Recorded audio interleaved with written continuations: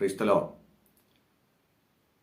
യൂട്യൂബിലൂടെ എന്നെ ശ്രദ്ധിക്കുന്ന എല്ലാ പ്രിയപ്പെട്ട സഹോദരി സഹോദരന്മാർക്കും വീണ്ടും വരുന്ന നമ്മുടെ കർത്താവും രക്ഷിതാവുമായ യേശു ക്രിസ്തുവിന്റെ വിലയേറിയ നാമത്തിൽ സ്നേഹ വന്ദനം അറിയിക്കുന്നു. എബ്രായ ലേഖനം 10-ാം അധ്യായത്തിന്റെ 36-ാമത്തെ വാക്യത്തിൽ നിന്ന് നാം ഇന്ന് ഒരാത്മീക ചിന്ത ഒരുമിച്ച് പങ്കിടുവാൻ കർത്താവിൽ ഞാൻ ശരണപ്പെടുന്നു. എബ്രായ ലേഖനം 10-ാം അധ്യായത്തിന്റെ 36-ാമത്തെ വാക്യം നമുക്ക് വായിക്കാം. ദൈവ ഇഷ്ടം ചെയ്ത് വാഗ്ദത്തം പ്രാപിപ്പാൻ സഹിഷ്ണുത നിങ്ങൾക്ക് ആവശ്യം. ഇന്ന് 2024 ജനുവരി മാസം 1-ാം തീയതിയാണ്. പുതിയൊരു വർഷമാണ്. ഈ പുതുവർഷത്തിൽ കഴിഞ്ഞ രാത്രിയിൽ നാം എല്ലാവരും, മിക്കവാറും എല്ലാവരും തന്നെ ഒരുമിച്ച് കൂടി ദൈവസന്നിധിയിൽ പ്രാർത്ഥിക്കുകയും ഈ പുതുവർഷത്തിൽ ദൈവം നമ്മെ നടത്തേണ്ടതിന്, അനുഗ്രഹിക്കേണ്ടതിന് പ്രാർത്ഥിക്കുകയും ദൈവികമായ വാഗ്ദത്തങ്ങളൊക്കെ ദൈവസന്നിധിയിൽ പ്രാപിക്കുകയും നാളുകളായിട്ട് ദൈവം പറഞ്ഞ വാഗ്ദത്തങ്ങളെ ഒരിക്കൽ കൂടെ ദൈവസന്നിധിയിൽ ഓർത്ത് പ്രാർത്ഥിക്കുവാനും അതിന് നിവർത്തീകരണം, ദൈവമേ ഈ വർഷമെങ്കിലും എൻ്റെ ജീവിതത്തിൽ ദൈവം എന്നോട് പറഞ്ഞ വാഗ്ദാനങ്ങൾ അതെൻ്റെ ജീവിതത്തിൽ നടക്കണമെന്ന് ആഗ്രഹിക്കുകയും അതിനുവേണ്ടി കാത്തിരിക്കുകയും ചെയ്യുന്ന ദൈവമക്കളാണ് നാം എല്ലാവരും. പ്രിയപ്പെട്ട സഹോദരങ്ങളെ, ദൈവമക്കൾ എന്ന നിലയിൽ നമ്മളെ ആത്മീകമായി മുന്നോട്ട് നയിച്ചുകൊണ്ടിരിക്കുന്നത് ജീവിതത്തിലെ കഷ്ടങ്ങളെയും ഈ പ്രതിസന്ധികളെയും ഒക്കെ തരണം ചെയ്യുവാൻ നമ്മെ പ്രേരിപ്പിക്കുന്നത് ദൈവം നമ്മോട് പറഞ്ഞിട്ടുള്ള വാഗ്ദത്തങ്ങളാണ്. ഇന്ന് പ്രധാനമായും ഈ വാഗ്ദത്തങ്ങളൊക്കെ പ്രാപിക്കുവാൻ ആഗ്രഹിച്ചു പ്രാർത്ഥിച്ചുകൊണ്ടിരിക്കുന്നവരാണ് നാം. കർത്താവിൻ്റെ വേലയിലായിരിക്കുന്ന ദൈവദാസന്മാരോട് പറയട്ടെ, കർത്താവിന് നമ്മുടെ ശുശ്രൂഷയെക്കുറിച്ച് വാഗ്ദത്തങ്ങളുണ്ട്. നമ്മുടെ ശുശ്രൂഷയ്ക്ക് ഒരു അടുത്ത പടിയിലേക്ക് ഉയർത്തുവാൻ ദൈവത്തിന് ആഗ്രഹമുണ്ട്. ദൈവം നമ്മുടെ വേലയെ വിശാലമാക്കുവാൻ ആഗ്രഹിക്കുന്നു. നമ്മുടെ ജീവിതത്തെക്കുറിച്ചും ശുശ്രൂഷയെക്കുറിച്ചുമൊക്കെ വലിയ വാഗ്ദത്തങ്ങൾ പ്രാപിച്ചിട്ടുള്ളവരാണ് ഞാനും നിങ്ങളും. ഈ പുതിയ വർഷത്തിന്റെ ആരംഭത്തിൽ നാം വളരെ പ്രതീക്ഷയോടെയാണ് ഈ ദിവസങ്ങളെ നോക്കിക്കാണുന്നത്. നിശ്ചയമായും ദൈവം നമ്മോട് പറഞ്ഞ വാഗ്ദത്തങ്ങൾ ഈ വർഷം ചില നിവൃത്തികൾ ഉണ്ടാകുമെന്ന് നമ്മൾ പ്രതീക്ഷയോടെ കാത്തിരിക്കുകയാണ്. Price the Lord. ഇന്ന് ദൈവത്തിന്റെ വചനത്തിൽ നിന്ന് എനിക്ക് നിങ്ങളോട് പറയാനുള്ളത്, വാഗ്ദത്തങ്ങളുടെ നിവൃത്തി നിശ്ചയമായും ദൈവം ചെയ്യും. എന്നാൽ നമ്മുടെ വാഗ്ദത്തങ്ങൾ എപ്പോൾ നിവർത്തിക്കപ്പെടുമെന്നുള്ളത് നമുക്കറിയില്ല. അതിന് കാരണം വാഗ്ദത്ത നിവൃത്തിയുടെ സമയമെന്ന് പറയുന്നത് ദൈവമാണ് തീരുമാനിക്കുന്നത്. ദൈവത്തിനാണ് സമയം നിശ്ചയിക്കുവാൻ കഴിവുള്ളത്. ദൈവമാണ് അതിന് സമയം നിശ്ചയിച്ചിരിക്കുന്നത്. നമ്മുടെ സമയത്തല്ല ദൈവം നമുക്ക് വേണ്ടി പ്രവർത്തിക്കുന്നത്. ആത്മീകമായാലും ഭൗമികമായതാണെങ്കിലും ഏതു മേഖലയിലുള്ള വാഗ്ദത്തമാണെങ്കിലും ദൈവമാണ് സമയത്തെ നിശ്ചയിക്കുന്നത്. ദൈവത്തിന്റെ സമയത്ത് മാത്രമേ അത് നടക്കുകയുള്ളൂ. അതുകൊണ്ട് എന്താണ് നമ്മളെ സംബന്ധിച്ചുള്ള ഒരു പ്രശ്നം? സമയം നമുക്കറിയാൻ പറ്റാത്തത് കൊണ്ട് നമ്മെ സംബന്ധിച്ചിടത്തോളം നമുക്ക് ആ വാഗ്ദത്തം എത്തുന്നതുവരെ സഹിഷ്ണുതയോടെ നിൽക്കുവാൻ കഴിയാതെ നാം പിന്മാറിപ്പോകുന്നു, പരാജയപ്പെട്ടു പോകുന്നു, നിരാശരായി മാറിപ്പോകുന്നു. പല ആളുകളും ജീവിതത്തിൽ ദൈവം അവരോട് പറഞ്ഞ വാഗ്ദത്തങ്ങളും അനുഗ്രഹങ്ങളും പ്രാപിക്കുവാൻ കഴിയാതെ തകർന്നുപോയ ഒത്തിരി മനുഷ്യരുണ്ട്, ഉടഞ്ഞുപോയ ഒത്തിരി മനുഷ്യരുണ്ട്. ദൈവം അവർക്ക് കൊടുക്കുന്ന, അവരോട് പറഞ്ഞിട്ടുള്ള ആ വാഗ്ദാനത്തിലേക്ക്, ആ അനുഗ്രഹത്തിലേക്ക് എത്തുന്നതുവരെ കാത്തിരിക്കുവാനുള്ള ക്ഷമയില്ലാതെ ജീവിതത്തിൽ തകർന്നുപോയ ആയിരക്കണക്കിന് മനുഷ്യരുണ്ട്. Price the Lord. ഇന്ന് ഞാൻ ഈ ദൂത് പങ്കുവെക്കുന്നത്, പ്രിയപ്പെട്ട സഹോദരി സഹോദരന്മാരെ, വാഗ്ദത്തം പ്രാപിക്കുവോളം സഹിഷ്ണുതയോടെ നിൽക്കുവാൻ നമുക്കൊരു ധൈര്യം ആവശ്യമാണ്. വാഗ്ദത്തം പ്രാപിക്കുന്നത് വരെ സഹിഷ്ണുതയോടെ നിൽക്കുവാൻ നമുക്ക് ധൈര്യം ആവശ്യമാണ്. അതാണ് നമ്മൾ വായിച്ചത്. ദൈവ ഇഷ്ടം ചെയ്ത് വാഗ്ദത്തം പ്രാപിപ്പാൻ സഹിഷ്ണുത നിങ്ങൾക്ക് ആവശ്യം. വാഗ്ദത്തങ്ങൾക്കായി കാത്തിരിപ്പ് വളരെ അത്യാവശ്യമായ ഒരു കാര്യമാണ്. എബ്രായ ലേഖനം 6-ാം അധ്യായത്തിന്റെ 14-ാമത്തെ വാക്യത്തിൽ അബ്രഹാമിനെ കുറിച്ച് ഇങ്ങനെ വായിക്കുന്നു: അങ്ങനെ അവൻ, അബ്രഹാം, ദീർഘക്ഷമയോടെ ഇരുന്ന് വാഗ്ദത്തം പ്രാപിച്ചു. കണ്ടോ, അബ്രഹാമിനെ സംബന്ധിച്ചിടത്തോളം 75-ാമത്തെ വയസ്സിലാണ് അബ്രഹാമിനെ ദൈവം വിളിക്കുന്നത്. 75 വയസ്സിൽ ദൈവം അബ്രഹാമിനെ വിളിച്ചു, അബ്രഹാമിനെ അനുഗ്രഹിച്ചു, അവന് വാഗ്ദത്തം കൊടുക്കുക, ഞാൻ നിന്നെ അനുഗ്രഹിക്കും, ഞാൻ നിനക്കൊരു തലമുറയെ നൽകും, നിന്നാൽ സകല ജാതികളും അനുഗ്രഹിക്കപ്പെടും. Praise the Lord. പക്ഷേ ദീർഘമായി 24 വർഷം ഒരു തലമുറയില്ലാതെ അബ്രഹാം ഭാരപ്പെട്ടു. വാഗ്ദത്തത്തിനു വേണ്ടി അബ്രഹാം കാത്തിരുന്നു. ക്ഷീണിച്ചു പോകാമായിരുന്നു, തളർന്നു പോകാമായിരുന്നു. പക്ഷേ നമ്മൾ വായിച്ച വാക്യത്തിൽ ഇങ്ങനെയാണ് വായിക്കുന്നത്, അബ്രഹാം ദീർഘക്ഷമയോടെ ഇരുന്ന് വാഗ്ദത്തം പ്രാപിച്ചു. പ്രിയപ്പെട്ടവരെ, ഇന്നത്തെ എൻ്റെ ദൂത് ദീർഘക്ഷമയോടെ ഇരുന്ന് വാഗ്ദത്തം പ്രാപിക്കുവാൻ ഒരു ധൈര്യം നമുക്ക് ആവശ്യമാണ്. പ്രിയപ്പെട്ടവരെ, അബ്രഹാം 75 വയസ്സിൽ വാഗ്ദത്തം ലഭിച്ചെങ്കിലും 99 വയസ്സിലാണ് ദൈവം വന്ന് വീണ്ടും വാഗ്ദത്തത്തെക്കുറിച്ച് ഓർമ്മിപ്പിക്കുന്നത്, അടുത്ത ആണ്ടിൽ ഞാൻ നിനക്ക് ഒരു മകനെ തരും.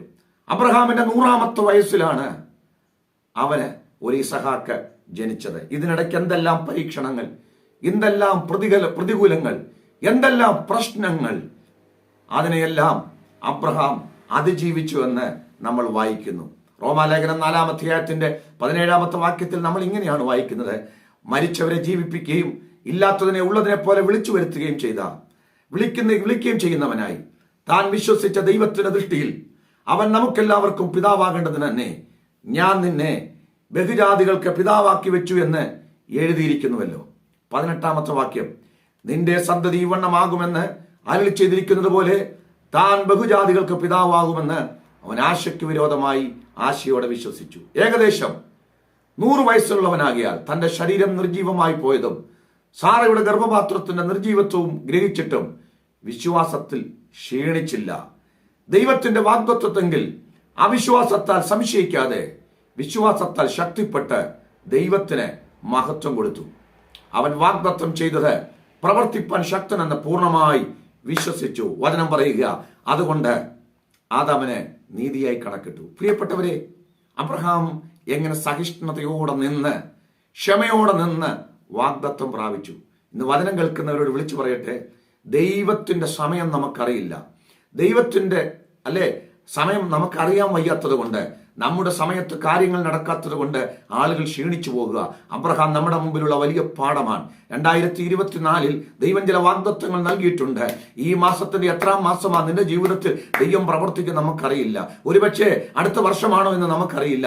എത്ര നാൾ കാത്തിരിക്കണമെന്ന് അറിയില്ല. പക്ഷേ ഒരു കാര്യം ഞാൻ നിങ്ങളോട് ഉറപ്പ് പറയാം, വാക്കു പറഞ്ഞത് ദൈവമാണെങ്കിൽ ദൈവത്തിന്റെ സമയത്ത് ദൈവം അത് നിവർത്തിക്കും. നാം ദൈവം അത് നിവർത്തിക്കുന്നത് വരെ വിശ്വസ്തയോടെ, ക്ഷമയോടെ, ധൈര്യത്തോടെ നിൽക്കണം. ആ സഹിഷ്ണുതയോടെ നിൽക്കുവാൻ നമുക്ക് വലിയ ധൈര്യം ആവശ്യമാണ്. അതുകൊണ്ടാണ് എബ്രായ വിശ്വാസികളോട് പറയുന്നത്, മഹാപ്രതിഫലമുള്ള നിങ്ങളുടെ ധൈര്യം നിങ്ങൾ തള്ളിക്കളയരുത്. Price the Lord. പ്രിയപ്പെട്ടവരെ, ശുദ്ധ തിരുവെഴുത്ത് നമ്മൾ പഠിച്ചാൽ അനേക ദൈവദാസന്മാർ വാഗ്ദത്തത്തിന് വേണ്ടി അനേക നാളുകൾ കാത്തിരുന്നിട്ടുണ്ട്.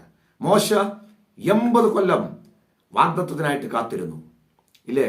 അവന്റെ മേൽ ദൈവത്തിന്റെ പ്രവൃത്തി വെളിപ്പെട്ടപ്പോൾ, അവനെ ദൈവം വിളിച്ചിരിക്കുന്ന വിളി വെളിപ്പെട്ടു വന്നപ്പോൾ 80 വയസ്സായി.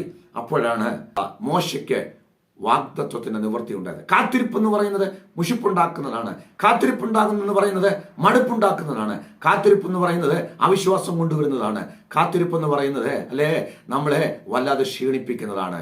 ഇവിടെ അബ്രഹാം വിശ്വാസത്തിൽ ക്ഷീണിച്ചില്ല എന്ന് പറയുന്നത് പോലെ, പ്രിയപ്പെട്ടവരെ, ഒരു വലിയ ധൈര്യം ഈ ദിവസങ്ങളിൽ ഏറ്റെടുക്കണം. മഹാപ്രതിഫലമാണ് ഇതിനുള്ളത്. ധൈര്യത്തോടെ, ആ സഹിഷ്ണുതയോടെ നിൽക്കുവാനുള്ള ധൈര്യം ദൈവമക്കൾ ഈ ദിവസങ്ങളിൽ ഏറ്റെടുത്താൽ നിശ്ചയമായും തക്ക സമയത്ത് ദൈവം നമ്മെ അനുഗ്രഹിക്കാനിടയായി തീരും. Price the Lord.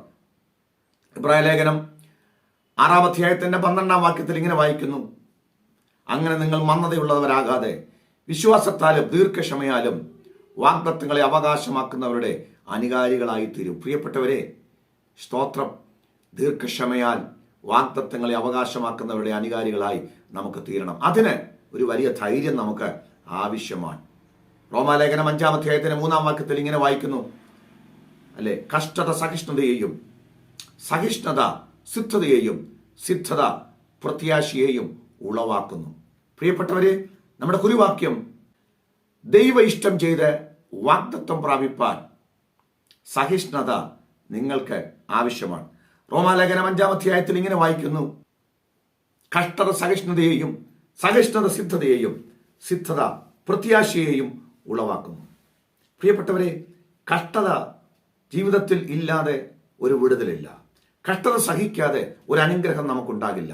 വാഗ്ദത്വം പ്രാപിക്കണമോ, ഒരു കഷ്ടതയിലൂടെ കടന്നു പോകണം. നാം അതാ ചിന്തിച്ചത്. ആ കഷ്ടത നാം ജയിക്കണമെങ്കിൽ നമുക്ക് ധൈര്യം ആവശ്യമാണ്. പ്രിയപ്പെട്ട സഹോദരി സഹോദരന്മാരെ, കഷ്ടത സഹിഷ്ണുതയിലേക്ക് കൊണ്ടുവരും. സഹിക്കാനുള്ള കഴിവ്, അതാണ് ദൈവഇഷ്ടം ചെയ്ത് വാഗ്ദത്വം പ്രാപിപ്പാൻ നിങ്ങൾക്ക് സഹിഷ്ണുത ആവശ്യമാണ്. ഈ കാലഘട്ടങ്ങളിൽ ആളുകൾക്ക് സഹിക്കാൻ വയ്യ.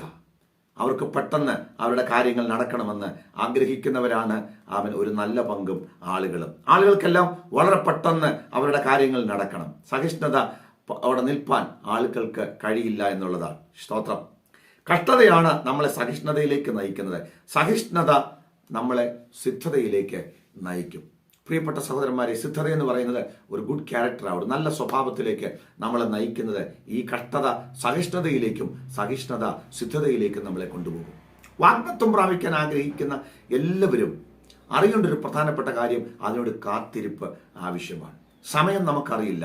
ദൈവത്തിന്റെ സമയത്ത് മാത്രമേ ഒരു ഉയർച്ച ഉണ്ടാകുകയുള്ളൂ. എന്നാൽ ഒരു കാര്യം ഞാൻ നിങ്ങളോട് പറയാം, ദൈവത്തിന്റെ സമയത്ത് ദൈവം നിങ്ങളെ പുറത്തു കൊണ്ടുവരിക തന്നെ ചെയ്യും.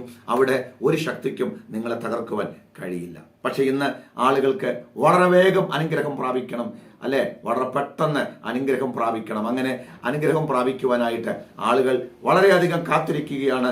ഒട്ടും ക്ഷമയില്ലാത്ത ആളുകളാണ്. അവർക്ക് വളരെ വേഗം അനുഗ്രഹം പ്രാപിക്കണം. Praise the Lord. എന്നാൽ നിങ്ങൾ അറിയേണ്ട ഒരു കാര്യമുണ്ട്, അങ്ങനെ പെട്ടെന്ന് ഒരു അനുഗ്രഹം പ്രാപിക്കാൻ കഴിയില്ല.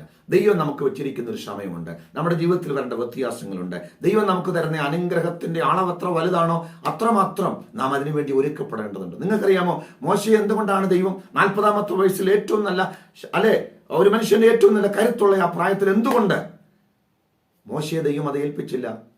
അതിന്റെ ഉത്തരം, ഈ വലിയ ജനത്തെ നയിക്കേണ്ടതിനുള്ള പക്വത 40-ാം വയസ്സിൽ മോശയ്ക്കുണ്ടായിരുന്നില്ല. എടുത്തുചാട്ടക്കാരനായ മോശ, പക്വതയില്ലാത്ത, അല്ലെ, നിമിഷ നേരം കൊണ്ട് ഒരാളെ ദേഷ്യം വന്ന് സ്തോത്രം മിസ്രയീമിനെ അടിച്ചു വന്ന് മണലിൽ മറവ് ചെയ്ത മോശ, പക്വത ഒട്ടുമില്ലാത്ത ആ മോശയെ ഈ ഒരു വലിയ ജനക്കൂട്ടത്തെ നയിക്കുവാനുള്ള പ്രായമായിട്ടില്ല, പാകതയായിട്ടില്ല എന്ന് ദൈവത്തിനറിയാം. അതുകൊണ്ട് മോശയെ വീണ്ടും ഒരു 40 വർഷം കൂടെ ദൈവം മരുഭൂമിയിലേക്ക് പറഞ്ഞയക്കുക. പ്രിയപ്പെട്ട സഹോദരങ്ങളെ, നമ്മുടെ ജീവിതത്തിൽ നമുക്ക് ദൈവം വെച്ചിരിക്കുന്ന അനുഗ്രഹങ്ങളുടെ അളവിന്റെ അടിസ്ഥാനത്തിലാണ് നമ്മുടെ കഷ്ടതയുടെ അതിര് നിർണ്ണയിക്കപ്പെടുന്നത്. നമ്മൾ കടന്നു പോകേണ്ട, അല്ലെ, ഒരുക്കപ്പെടാൻ വേണ്ടി ദൈവം വെച്ചിരിക്കുന്ന ആ ഒരു പാതയിലൂടെ നമ്മൾ പോകേണ്ടത് അത്യാവശ്യമാണ്. അത് പോയെങ്കിൽ മാത്രമേ നാം കൃത്യമായിട്ട് ദൈവത്തിന് ഇണങ്ങുന്ന ആയുധമായി ഒരുക്കപ്പെടുകയുള്ളൂ. മോശ എന്ന് പറയുന്ന മനുഷ്യൻ 40 കൊല്ലം കൂടെ മരുഭൂമിയിൽ ആടുകളെ മേയിച്ചുകൊണ്ട് അവൻ ദൈവത്തിന് ഇണങ്ങിയ ആയുധമായി മാറി, അല്ലെ? അപ്പോഴാണ് ദൈവം അവനെ അനുഗ്രഹിക്കാനിടയായത്. പ്രിയ സഹോദരി സഹോദരന്മാരെ, ദൈവദാസന്മാരെ, ദൈവത്തിന്റെ കയ്യിലെ ഇണങ്ങിയ ആയുധമായി നാം ഒരുക്കപ്പെടുന്നത് വരെ നാം കഷ്ടതയിലൂടെ, നാം ഈ പ്രതിസന്ധിയിലൂടെ കടന്നുപോയിക്കൊണ്ടേയിരിക്കേണ്ടി വരും. എന്നാൽ ആ ദൈവത്തിന്റെ സമയമാകുമ്പോൾ നാം മാനിക്കപ്പെടുവാനിടയായിത്തീരും. പക്ഷെ ഞാൻ നിങ്ങളോടൊരു കാര്യം പറയാം, ആ സമയം തീരുമാനിക്കുന്ന ദൈവമാണ്. നിങ്ങൾ വിടുവിക്കപ്പെടുവാൻ, നിങ്ങൾ അനുഗ്രഹിക്കപ്പെടുവാൻ, നിങ്ങളുടെ ശുശ്രൂഷയ്ക്ക് അടുത്തൊരു നിലവാരത്തിലെത്തുവാൻ, നിങ്ങളുടെ ജീവിതത്തിൽ ദൈവം പറഞ്ഞിരിക്കുന്ന ആത്മീയവും ഭൗതികമായിട്ടുള്ള നന്മകളും അനുഗ്രഹങ്ങളും ഒക്കെ തരുവാൻ ദൈവത്തിനൊരു സമയമുണ്ട്. ആ ദൈവത്തിന്റെ സമയം വരെ നിങ്ങൾ കാത്തിരിക്കണം.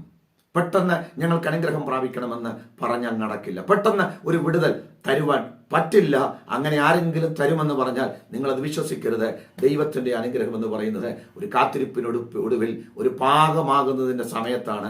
ദൈവം ആഗ്രഹിക്കുന്ന നിലയിൽ ഒരുക്കപ്പെടുമ്പോഴാണ് നമുക്കത് ലഭ്യമാകുന്നത്. ഞാനൊരു കാര്യം പറയാം, 2024 വേഗത്തിൽ ദൈവകരങ്ങളിൽ സമർപ്പിച്ചു കൊടുക്കുക. ദൈവം നമ്മളെ ഒരുക്കട്ടെ. ചില ആളുകളെ ഒരുങ്ങാൻ താമസം വരുന്നവരുണ്ട്. ദൈവം ആഗ്രഹിക്കുന്ന ഒരു ക്ഷമ പഠിക്കാൻ ദൈവം ചിലപ്പോൾ ചില മണ്ഡലങ്ങളിലൂടെ നമ്മളെ കടത്തിവിടും. അവരൊരിക്കലും ആ കഷ്ടത പഠിക്കുകയില്ല, ആ ക്ഷമ പഠിക്കുകയില്ല, അല്ലെ?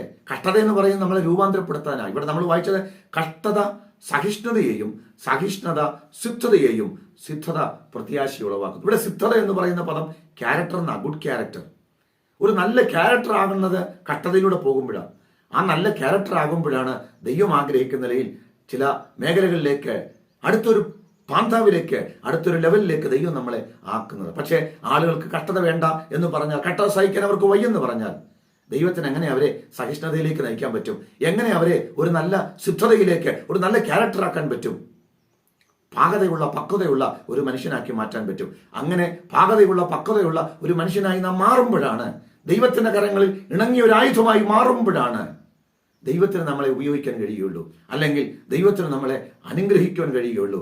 എങ്കിൽ മാത്രമേ ദൈവം നമുക്ക് തരുന്ന അനുഗ്രഹം നിലനിൽക്കുകയുള്ളൂ. അപ്പം ആ ഒരു പ്രോസസ്സിങ്ങിലൂടെ പോകുമ്പോൾ നിശ്ചയമായും അത് വേദനിപ്പിക്കുന്നതാണ്, അത് വളരെ ദുഃഖകരമായ കാര്യമാണ്. ആ സമയത്ത് നിൽക്കുവാൻ നമുക്ക് ധൈര്യം ആവശ്യമാണ്.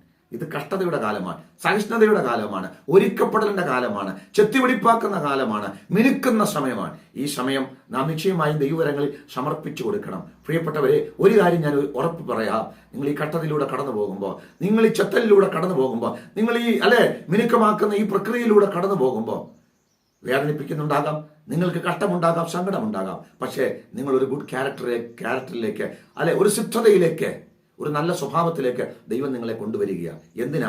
ദൈവത്തിൽ നിങ്ങളെ അനുഗ്രഹിക്കണം, ദൈവത്തിൽ നിങ്ങളെ മാനിക്കണം. 2024 അനേക നാളുകളായി കഷ്ടതയുടെയും പ്രതിസന്ധിയുടെയും ഘട്ടങ്ങളിലൂടെ കടന്നു പോകുന്ന ചിലരോട് പരിശുദ്ധാത്മാവിൽ ഞാൻ ദൂത് പറയുകയാണ്, ദൈവത്തിൽ നിങ്ങളെ മാനിക്കുവാൻ പദ്ധതിയുണ്ട്. ദൈവം ആഗ്രഹിക്കുന്ന നിലയിൽ നിങ്ങളൊന്നൊരുങ്ങി വന്നു കഴിഞ്ഞാൽ ദൈവത്തിന് നിങ്ങളെ അനുഗ്രഹിക്കുവാനും ഐശ്വര്യമായിട്ട് അനുഗ്രഹിക്കുവാനും നിങ്ങളുടെ ജീവിതത്തിന്റെ അനുഭവങ്ങളെ വ്യത്യാസപ്പെടുത്തുവാനും ദൈവത്തിന് പദ്ധതിയുണ്ട്. ആ ഒരു പദ്ധതിയിലേക്ക് നിങ്ങൾ എത്തപ്പെടുന്നത് വരെ സഹിഷ്ണുതയോടെ നിൽക്കുവാൻ നിങ്ങൾക്ക് വലിയ ധൈര്യം ആവശ്യമാണ്. Price the Lord.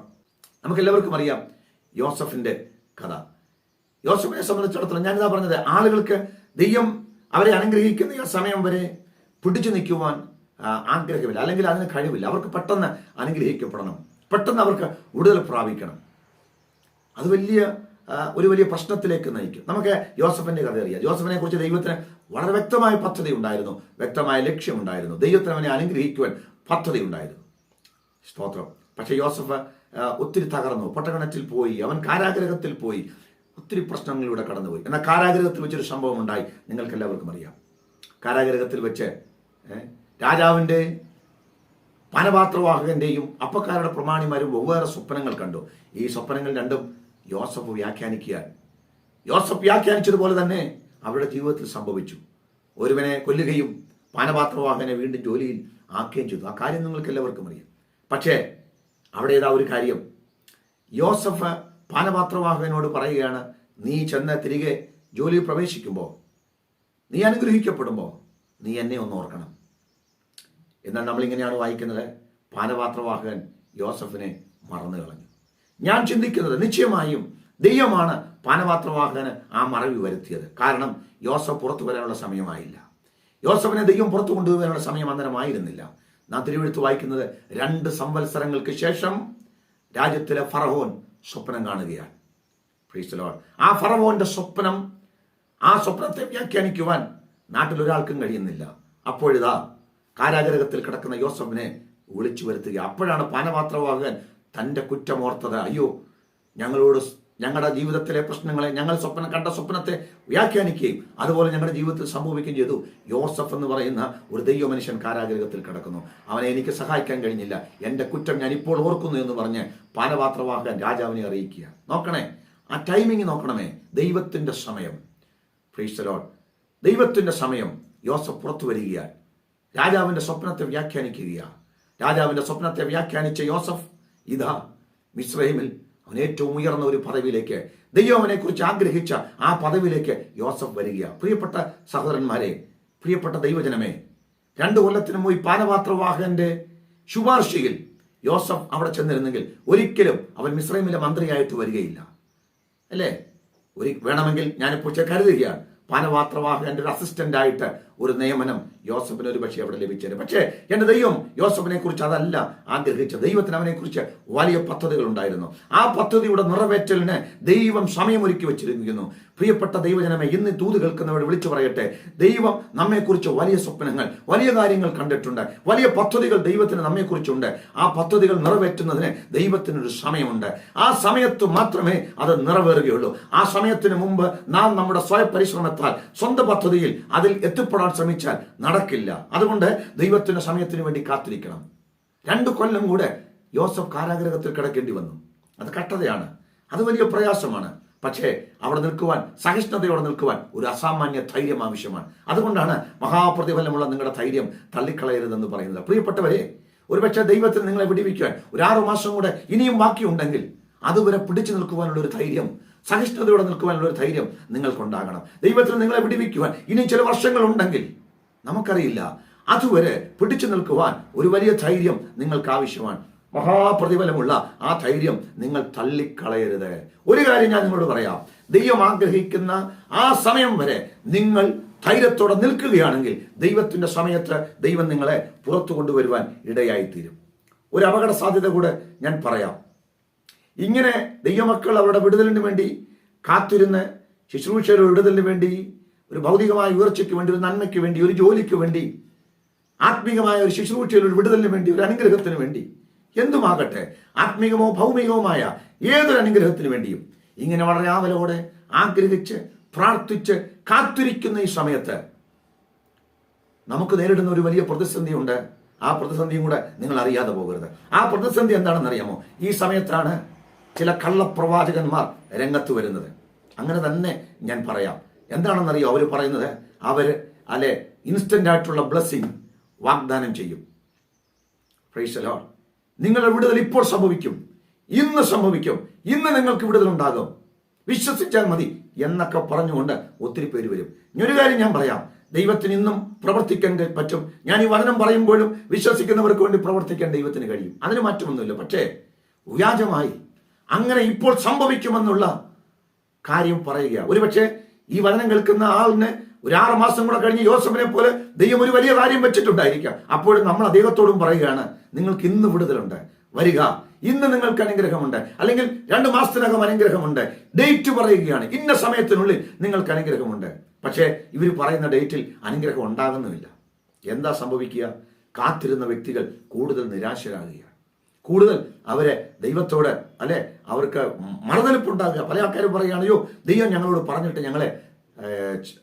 പറഞ്ഞിട്ട് പാലിച്ചില്ല, ഞങ്ങൾക്ക് വലിയ വിഷമമായി, ദുഃഖമായി. പ്രിയപ്പെട്ടവരെ, ഇതൊരു വലിയ ചതുവാണ്. ദൈവം ഒരു ഡേറ്റ് പറഞ്ഞാൽ കൃത്യമായ ഡേറ്റിൽ കാര്യങ്ങൾ നടക്കും. എന്നാൽ വ്യാജമായ പ്രവചനങ്ങളിൽ നിങ്ങൾ വിശ്വസിക്കരുത്. ഞാൻ വേദപുസ്തകത്തിന്റെ ഉദാഹരണം നിങ്ങളോട് പറഞ്ഞു തരാം. നമുക്ക് വായിക്കാം.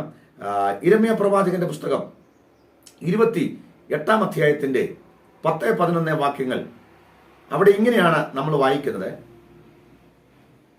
അപ്പോൾ ഹനന്യ പ്രവാചകൻ യിരെമ്യാ പ്രവാചകന്റെ കഴുത്തിൽ നിന്ന് ആ നുകം എടുത്തൊടിച്ചു കളഞ്ഞിട്ട് സകല ജനവും കേൾക്കെ, ഇങ്ങനെ ഞാൻ 2 സംവത്സരത്തിനകം ബാബേൽ രാജാവായ നെബൂഖദ്നേസറിന്റെ നുകം ജാതികളുടെ കഴുത്തിൽ നിന്ന് എടുത്ത് ഒടിച്ചു കളയുമെന്ന് യഹോവ അരുളി ചെയ്യുന്നു എന്ന് പറഞ്ഞു.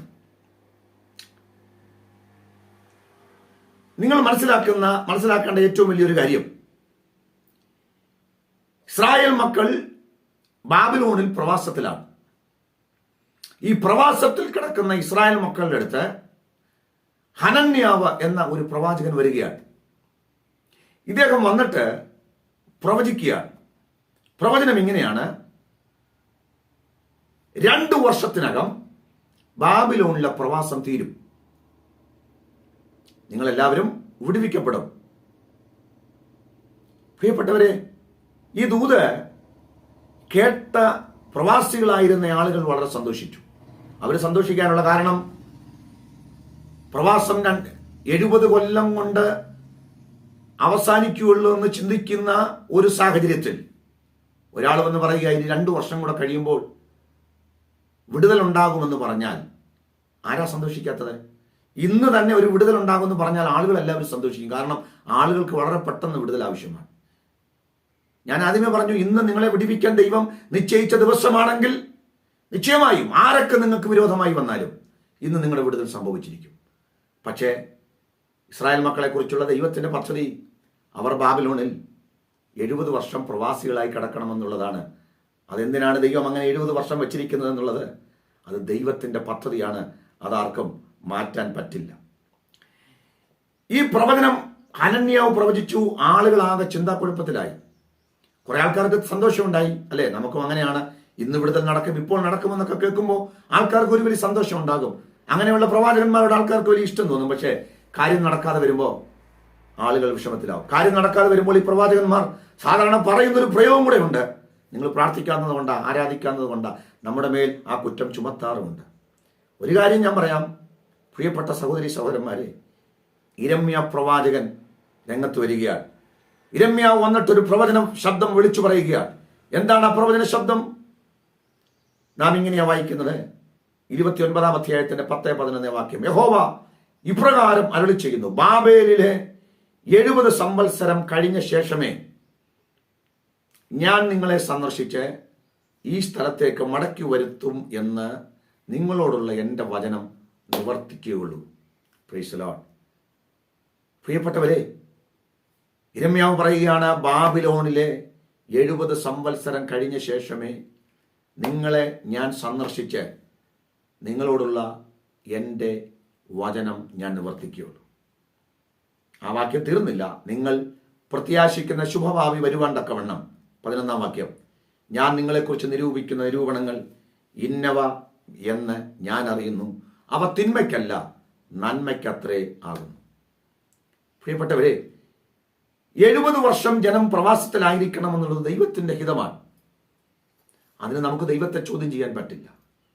ഞാനും നിങ്ങളും ജീവിതത്തിൽ ദൈവം ആഗ്രഹിക്കുന്ന ആ ഒരു അനുഗ്രഹം പ്രാപിക്കുന്നത് വരെ ഒരുക്കപ്പെടുവാൻ നമുക്കുള്ള പ്രവാസവും നമുക്കുള്ള കഷ്ടതയും നാം കടന്നു പോകേണ്ട മറവിടവും ഒക്കെ ദൈവം ഒരുക്കി വെച്ചിരിക്കുന്നതാ. അതെത്ര നാൾ അവിടെ കിടക്കണമെന്ന് ദൈവമാണ് തീരുമാനിച്ചത്. Price the Lord. സ്തോത്രം. ആരും കാണാതെ ഒറ്റപ്പെട്ട അവസ്ഥയിൽ എത്ര നാൾ നിൽക്കണമെന്ന് ദൈവം തീരുമാനിച്ചിരിക്കുക. തകർച്ചയുടെ ഒരു മണ്ഡലം ദൈവമാണ് ഡിസൈൻ ചെയ്ത് വെച്ചിരിക്കുന്നത്. എത്ര നാൾ അത് നമ്മൾ അവിടെ കിടക്കണമെന്ന് ദൈവത്തിനറിയാം. അതിനകത്ത് ദൈവത്തിന് ഉദ്ദേശമുണ്ട്. നാം ദൈവത്തിന് വേണ്ടി ഒരുക്കപ്പെടുക, ദൈവം ആഗ്രഹിക്കുന്ന നിലയിൽ നാം ആയിത്തീരുക. എന്തിനാണ് യോസഫ് 2 കൊല്ലം കൂടെ കാരാഗൃഹത്തിൽ കടന്നത്? ഏറ്റവും മെച്ചമായതൊന്ന് യോസഫിന് ദൈവം കരുതിയിട്ടുണ്ട്. ആ സമയത്ത് യോസഫ് പുറത്തു വരണം. എന്തിനാണ് 80 വയസ്സ് വരെ മോശയെ ദൈവം മരുഭൂമിയിലേക്ക് വീണ്ടും അയച്ചത്? മോശ ഒരുങ്ങി വരുവാൻ, ദൈവത്തിന്റെ കയ്യിൽ ഇണങ്ങി ആയുധമായി അവൻ ഉപയോഗിക്കപ്പെടുന്നതിന്, അവന്റെ ജീവിതത്തിൽ വ്യത്യാസം വരാൻ. പ്രിയപ്പെട്ടവരെ, നമ്മുടെ പ്രവാസം ദൈവം തീരുമാനിച്ചിരിക്കുന്ന സമയമാണ്. എത്ര നാൾ നീ കഷ്ടപ്പെടണം, എത്ര നാൾ നീ പ്രതിസന്ധിയിൽ വരണം, അത് ദൈവത്തിന്റെ പദ്ധതിയാണ്. വചനം പറയുന്നത് പോലെ എല്ലാറ്റിനും ഒരു സമയം ഉണ്ട്. Price the Lord. ഹല്ലേലൂയ. ദുഃഖിക്കാൻ ഒരു കാലം ദൈവം വെച്ചിട്ടുണ്ടെങ്കിൽ സന്തോഷിപ്പാൻ ഒരു കാലം ദൈവം വെച്ചിട്ടുണ്ടെന്ന് വചനം പറയുന്നു. വചനം കേൾക്കുന്ന നിങ്ങളോട് പറയട്ടെ, നിങ്ങളുടെ ജീവിതത്തിൽ നിങ്ങൾ എത്ര നാൾ ഈ പ്രതിസന്ധിയിലൂടെ കടന്നു പോകണം, ഇങ്ങനെ പ്രതികൂലത്തിലൂടെ പോകണം, ഇങ്ങനെ കഷ്ടതാനുഭവത്തിലൂടെ പോകണം, ഇതൊക്കെ ദൈവം ഡിസൈൻ ചെയ്ത് വെച്ചിരിക്കുന്നു. എന്തിനാ? ദൈവത്തിനൊരു പദ്ധതിയുണ്ട്. എന്നാൽ ഒരു കാര്യം ഞാൻ പറയാം, ദൈവത്തിന്റെ ആ സമയത്ത്, കൃത്യസമയത്ത് ദൈവം പുറത്തു കൊണ്ടുവരുന്ന ദൈവമാണ്. ബാബിലോണിലെ 70 വർഷത്തെ പ്രവാസം കഴിഞ്ഞ് അന്ന് ദൈവം അവരെ പുറത്തു കൊണ്ടുവന്നു. മിസ്രൈമിലെ ദൈവം പറഞ്ഞ വർഷം കഴിഞ്ഞത് പൂർത്തീകരിച്ചപ്പോൾ ഫറവോന്റെ അടിമത്വത്തിൽ നിന്ന് ദൈവം അവരെ പുറത്തു കൊണ്ടുവന്നു. ഇന്ന് വചനങ്ങൾക്ക് നിങ്ങളോട് വിളിച്ചു പറയട്ടെ, നിങ്ങളെക്കുറിച്ചുള്ള ദൈവത്തിന്റെ പദ്ധതികൾ, അതിന്റെ സമയം, അതിന്റെ നിലവാരം, അത് ദൈവമാ തീരുമാനിക്കുന്നത്. ഇത്ര നാള് അവൻ ഇവിടെ ഒളിച്ചിരിക്കണം, ഇത്ര നാള് സ്തോത്രം അവൻ ആരും അറിയാതെ രഹസ്യമായി അവന്റെ ജീവിതമായിരിക്കണം, ഇത്ര നാള് കഷ്ടതയിലൂടെ കടന്നു പോകണം. ഇതൊക്കെ തീരുമാനിക്കുന്ന ദൈവമാണ്. പ്രിയപ്പെട്ട സഹോദരി സഹോദരന്മാരെ, ദൈവത്തിന്റെ സമയത്ത് ദൈവം നിങ്ങളെ ഉയർത്താൻ പദ്ധതിയിട്ട ആ സമയം, ആരും നിങ്ങളെ ഉയർത്താനില്ലെങ്കിലും, ആരും നിങ്ങളെ പുറത്തു കൊണ്ടുവരാനില്ലെങ്കിലും, ആരും നിങ്ങളെ മാനിക്കാനില്ലെങ്കിലും ദൈവം മാനിച്ചിരിക്കും. അത് ദൈവത്തിന്റെ സമയമാണ്, ദൈവത്തിന്റെ സമയമാണ്. അതുകൊണ്ടാണ് ഞാൻ നിങ്ങളോട് പറയുന്നത്, ദൈവത്തിനൊരു സമയമുണ്ട്. നമ്മളെ പുറത്തു കൊണ്ടുവരുവാൻ ദൈവത്തിനൊരു സമയമുണ്ട്. മോർദെഖായിയെ അനുഗ്രഹിക്കാൻ ദൈവത്തിനൊരു സമയമുണ്ട്. അത് ഹാമാൻ അവന് വേണ്ടി കഴുകുമരം ഒരുക്കി അവനെ തൂക്കുവാനായിട്ട് രാജാവിന്റെ അടുത്ത് എന്ന് അനുവാദം ചോദിക്കുന്ന അന്ന് രാത്രി രാജാവിന് ഉറക്കം വന്നില്ല എന്ന് നമ്മൾ വായിക്കുന്നു. പ്രിയപ്പെട്ടവരെ, എൻ്റെ ദൈവത്തിന്റെ സമയം എത്ര ശ്രേഷ്ഠമാണ്. ആ സമയത്തിന് വേണ്ടി കാത്തിരിക്കാൻ, ആ സമയം വരെ കാത്തിരിക്കാൻ, അതിന് നമുക്ക് ധൈര്യം ആവശ്യമാണ്. അതിനിടയ്ക്ക് പല പ്രതിസന്ധികൾ വരും, പല പ്രശ്നങ്ങൾ വരും, പല പ്രതികൂലങ്ങൾ വരും. ഇതിനെല്ലാം തരണം ചെയ്യുവാൻ, സഹിഷ്ണുതയോടെ നിൽക്കുവാൻ എനിക്കും നിങ്ങൾക്കും ധൈര്യം ആവശ്യമാണ്. ഇന്നത്തെ ദൂത് അതിന് നിങ്ങൾക്ക് ഇടയാക്കട്ടെ. പ്രിയപ്പെട്ടവരെ, കർത്താവ് നമ്മെ മാനിക്കുവാൻ ആഗ്രഹിക്കുന്നു. കർത്താവ് നമ്മളെ ഉയർത്തുവാൻ ആഗ്രഹിക്കുന്നു. നമ്മുടെ ശുശ്രൂഷകൾക്ക് അടുത്തൊരു നിലവാരത്തിലേക്ക് മാറ്റുവാൻ ആഗ്രഹിക്കുന്നു. നിങ്ങളോട് പറഞ്ഞിരിക്കുന്ന വാഗ്ദത്തങ്ങളൊക്കെ അത് ആത്മീകമാകട്ടെ ഭൗമികമാകട്ടെ നിവർത്തിക്കുവാൻ കർത്താവ് ആഗ്രഹിക്കുന്നു. പക്ഷേ ഒറ്റ കാര്യം, അത് നിവർത്തിക്കുവാൻ ദൈവത്തിന്റെ സമയത്ത് മാത്രമേ ദൈവം അത് നിവർത്തിക്കുകയുള്ളൂ. ആ സമയം വരെ വിശ്വസ്തയോടെ നിൽക്കുവാൻ, ആ സമയം വരെ സഹിഷ്ണുതയോടെ നിൽക്കുവാൻ നമുക്ക് ധൈര്യം ആവശ്യമാണ്. ഇനി ഒരു കാര്യം കൂടെ പറഞ്ഞ് ഞാൻ അവസാനിപ്പിക്കാം. നമ്മുടെ ഏറ്റവും വലിയ വാഗ്ദത്തം എന്ന് പറയുന്നത് നമ്മുടെ കർത്താവിന്റെ വരവാണ്. ഈ ഭൂമിയിൽ ദൈവം നമ്മോട് പറഞ്ഞ വാഗ്ദത്തങ്ങളൊക്കെ ഇവിടെ കിട്ടി, ഇവിടെ തീരുന്നതാ. എന്നാൽ നിത്യതയിലേക്ക് നിലനിൽക്കുന്നത് അവൻ കർത്താവിൻ്റെ വരവും അതിനുശേഷം നമുക്ക് ലഭിക്കുന്ന ആ നിത്യതയുമാണ്. ഇവിടെ നാം ഇങ്ങനെയാണ് വായിക്കുന്നത്. സ്തോത്രം. എബ്രായ ലേഖനം 10-ാം അധ്യായത്തിന്റെ 37-ാമത്തെ വാക്യം. ഇനി എത്രയും അല്പകാലം കഴിച്ചിട്ട് വരുവാനുള്ളവൻ വരും, താമസിക്കുകയുമില്ല. പ്രിയപ്പെട്ടവരെ, കർത്താവിൻ്റെ വരവ് ഏറ്റവും അടുത്തിരിക്കുന്നു. അതിൻ്റെ സമയം നമുക്കറിയില്ല. അതുകൊണ്ട് എന്താ വേണ്ടത്? അവൻ്റെ വരവ് വരെ സഹിഷ്ണുതയോടെ നിൽക്കുവാൻ ധൈര്യം നമുക്ക് ആവശ്യമാണ്. പ്രിയപ്പെട്ടവരെ, ഇന്ന് ദൈവത്തിൻ്റെ വചനം കേൾക്കുന്ന നിങ്ങളോട് പറയട്ടെ, കർത്താവിൻ്റെ വരവിൽ പ്രത്യാശ നഷ്ടപ്പെട്ട ആയിരക്കണക്കിന് മനുഷ്യർ. കാരണം അവിടുന്ന് വരുവാൻ താമസിക്കുന്നു എന്ന് പറഞ്ഞ്, അല്ലേ, പത്രോസ് ലേഖനം എഴുതുമ്പോൾ തന്നെ നാം ഇങ്ങനെയാണ് വായിക്കുന്നത്. ചിലർ താമസമെന്ന് വിചാരിക്കുകയാണ്, ഇനി കർത്താവ് വരുമോ എന്ന് സംശയിക്കുകയാണ്. പക്ഷെ ഞാനൊരു കാര്യം പറയാം, കർത്താവിൻ്റെ വരവ് കൃത്യസമയത്ത്, ദൈവം നിശ്ചയിച്ച സമയത്ത് നടക്കും. നമ്മുടെ ഉത്തരവാദിത്വം അവൻ്റെ വരവ് വരെ സഹിഷ്ണുതയോടെ നിൽക്കുക, കാത്തിരിക്കുക, പിന്മാറാതെ നിൽക്കുക. വചനം ഇങ്ങനെ വായിക്കുന്നത് 38-ാം വാക്യം. എൻ്റെ നീതിമാൻ വിശ്വാസത്താൽ ജീവിക്കും. Price the Lord. പിന്മാറുന്നുവെങ്കിൽ എൻ്റെ ഉള്ളത്തിന് അവനിൽ പ്രസാദമില്ല. 39-ാം വാക്യം. നാമോ നാശത്തിലേക്ക് പിന്മാറുന്നവരുടെ കൂട്ടത്തിലല്ല, വിശ്വസിച്ച് ജീവരക്ഷ പ്രാപിക്കുന്നവരുടെ കൂട്ടത്തിലത്രേ ആകുന്നു. വചനം കേട്ട പ്രിയപ്പെട്ട സഹോദരി സഹോദരന്മാരെ, വാഗ്ദത്തം ചെയ്തവൻ വിശ്വസ്തൻ. നമ്മുടെ ജീവിതത്തിൽ ആത്മീയമാകട്ടെ ഭൗമികമാകട്ടെ സകല വാഗ്ദത്തങ്ങളും ദൈവം പറഞ്ഞിട്ടുണ്ടെങ്കിൽ അത് തരുവാൻ ദൈവത്തിനൊരു സമയമുണ്ട്. ദൈവത്തിന് സമയത്ത് വാഗ്ദത്തങ്ങളുടെ നിവൃത്തി ഉണ്ടാകും. 2024 കർത്താവിന് നിങ്ങളെ മാനിക്കുവാൻ പദ്ധതിയുണ്ടെങ്കിൽ നിശ്ചയമായും നിങ്ങളെ മാനിച്ചിരിക്കും. പക്ഷേ ഒറ്റ കാര്യം, പിന്മാറുന്നുവെങ്കിൽ എൻ്റെ ഉള്ളത്തിൽ അവനിലെ പ്രസാദമില്ല. എന്താ പ്രശ്നം? ആ വാഗ്ദത്തം പ്രാപിക്കുന്നത് വരെ സഹിഷ്ണുതയോടെ നിൽക്കുവാൻ ധൈര്യമില്ലാത്ത ആളുകൾ, പിന്മാറിപ്പോകുന്നവര്, അതെത്തുന്നതുവരെ നോക്കി നിൽക്കുവാൻ കഴിയാതെ സ്വന്തം ഇഷ്ടത്തിൽ ജയിക്കാൻ ആഗ്രഹിക്കുന്നവര്, പിന്മാറിപ്പോകുന്നവര്, അവർക്ക് ഈ വാഗ്ദത്തം പ്രാപിക്കുവാൻ കഴിയില്ല. അത് ആത്മീയമായ വാഗ്ദത്വവും സ്വർഗീയ വാഗ്ദത്തങ്ങളും പ്രാപിക്കാൻ അവർക്ക് കഴിയില്ല. ഇന്ന് ഈ വചന കേൾവി നിങ്ങൾക്ക് സഹിഷ്ണുതയോടെ നിൽക്കുവാനുള്ള കൃപ തരട്ടെ. നിങ്ങൾക്കൊരു നല്ല ക്യാരക്ടർ ഉണ്ടാകുവാൻ ദൈവം ആഗ്രഹിക്കുന്നു. അതിനായി കഷ്ടത. നിങ്ങൾ കർത്താവിൻ്റെ വാഗ്ദത്തത്തിന് വേണ്ടി ഒരുക്കപ്പെടണം. അതിനായി ഈ കഷ്ടത, അതിനാ നിങ്ങളെ ഈ പ്രതിസന്ധിയിലൂടെ ദൈവം കൊണ്ടുപോകുന്നത്. അതിനുവേണ്ടി ഈ പ്രവാസം. എത്ര കൊല്ലം ഈ പ്രവാസത്തിൽ കിടക്കണമെന്ന് ദൈവമാണ് തീരുമാനിക്കുന്നത്. അത് ഓരോരുത്തർക്കും വ്യത്യസ്തമാണ്. ചിലർക്ക് വളരെ വേഗത്തിൽ നടന്നു വരാം, ചിലർക്ക് ചില വർഷങ്ങളുടെ കാത്തിരിപ്പുണ്ട്. പക്ഷെ ഒരു കാര്യം, വർഷങ്ങൾ കാത്തിരിപ്പ് കൂടുന്തോറും, കാലദൈർഘ്യം കൂടുന്തോറും ഒരു കാര്യം ഓർക്കണം, വാഗ്ദത്തം അത്ര വലുതായിരിക്കും, അത്ര വിലപ്പെട്ടതായിരിക്കും, അത്ര മൂല്യമുള്ളതായിരിക്കും. ഞാൻ എൻ്റെ വാക്കുകൾ ഇവിടെ അവസാനിപ്പിക്കുകയാണ്. പ്രിയപ്പെട്ടവരെ, സ്തോത്രം. ദൈവ ഇഷ്ടം ചെയ്ത് വാഗ്ദത്തം പ്രാപിപ്പാൻ സഹിഷ്ണുത നിങ്ങൾക്ക് ആവശ്യം. Price the Lord. അതുകൊണ്ട് മഹാപ്രതിഫലമുള്ള നിങ്ങളുടെ ധൈര്യം തള്ളിക്കളയരുത്. ദൈവം നമ്മോട് കൽപ്പിച്ച വാഗ്ദത്തങ്ങൾ അത് പ്രാപിച്ചെടുക്കുന്നത് വരെയും സഹിഷ്ണുതയോടെ നിൽക്കുവാനുള്ള ധൈര്യം ഈ വചനം മൂലം ദൈവം നിങ്ങൾക്ക് തരട്ടെ എന്ന് ഞാൻ ആത്മാർത്ഥമായി പ്രാർത്ഥിക്കുന്നു. എല്ലാവരെയും ദൈവം ഈ വചനങ്ങളാൽ അനുഗ്രഹിക്കുമാറാകട്ടെ. Thank you.